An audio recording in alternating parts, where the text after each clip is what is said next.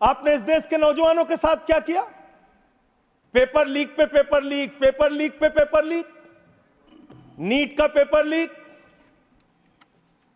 उत्तर प्रदेश में दरोगा की भर्ती का पेपर लीक, गुजरात में पेपर लीक, राजस्थान में पेपर लीक, बिहार में पेपर लीक। 2 साल में 70 पेपर लीक हुए मान्यवर, 70 पेपर लीक। इस देश के नौजवानों के साथ आपने खिलवाड़ करने का काम किया। भारत के प्रधानमंत्री महंगाई पे बात नहीं करते महोदया, बेरोजगारी पे बात नहीं करते महोदया, किसानी पे बात नहीं करते। इस देश के अंदर अग्निवीर योजना के कारण भारत की सीमा को कमजोर करने का आपने काम किया, उस पे बात नहीं करते। भारत के प्रधानमंत्री बड़े अफसोस के साथ कहना पड़ रहा है, कभी मुगल पे बात करते हैं, कभी मटन पे बात करते हैं, कभी मदरसा पे बात करते हैं, कभी मछली पे बात करते हैं, और हद तो तब हो गई जब देश के प्रधानमंत्री मुजरा जैसे शब्द का इस्तेमाल करते हैं। शर्म आती है, दुनिया के सबसे बड़े लोकतंत्र के प्रधानमंत्री ऐसी भाषा का इस्तेमाल कर रहे हैं। एक ऐसे मुख्यमंत्री जिन्होंने देश ही नहीं पूरे दुनिया में सबसे बेहतरीन काम करके दिखाया, आपने चुनाव के पहले उनको गिरफ्तार करके जेल में डाल दिया।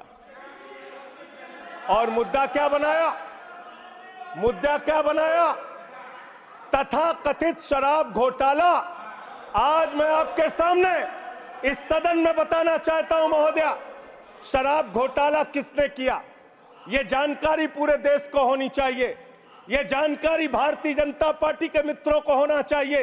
यह भारतीय जनता पार्टी के नेता, देश के प्रधानमंत्री को भी होना चाहिए। शराब घोटाला शरद रेड्डी से 60 करोड़ रुपए की रिश्वत लेने वाले भारतीय जनता पार्टी के लोगों ने किया है। आप लोगों ने इलेक्टोरल बॉन्ड के जरिए चंदा लेने का काम, रिश्वत खाने का काम, भ्रष्टाचार करने का काम किया है। शराब घोटाला तुमने किया है। शराब घोटाले की बात करते हैं महोदया, महोदया, महोदया, यही चिल्लाने का काम करते हैं। आपने इस देश के नौजवानों के साथ क्या किया? पेपर लीक पे पेपर लीक, पेपर लीक पे पेपर लीक, नीट का पेपर लीक, उत्तर प्रदेश में दरोगा की भर्ती का पेपर लीक, गुजरात में पेपर लीक, राजस्थान में पेपर लीक, बिहार में पेपर लीक। 2 साल में 70 पेपर लीक हुए मान्यवर, 70 पेपर लीक।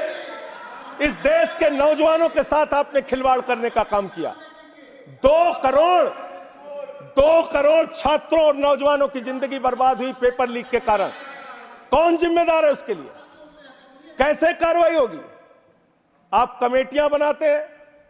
एनटीए जो एग्जाम करा रहा है, मैं ये मांग करता हूं आपके माध्यम से, उस एनटीए के अधिकारियों की जांच होनी चाहिए और उन लोगों की जांच कराकर जो लोग भी इसमें शामिल हैं उनको गिरफ्तार करके जेल में डालिए और एनटीए को भंग कीजिए मान्यवर, क्योंकि बार बार जब एनटीए एग्जाम करा रहा है पेपर लीक हो रहा है। यह बड़ा सवाल है, इसके बारे में आपको सोचना चाहिए।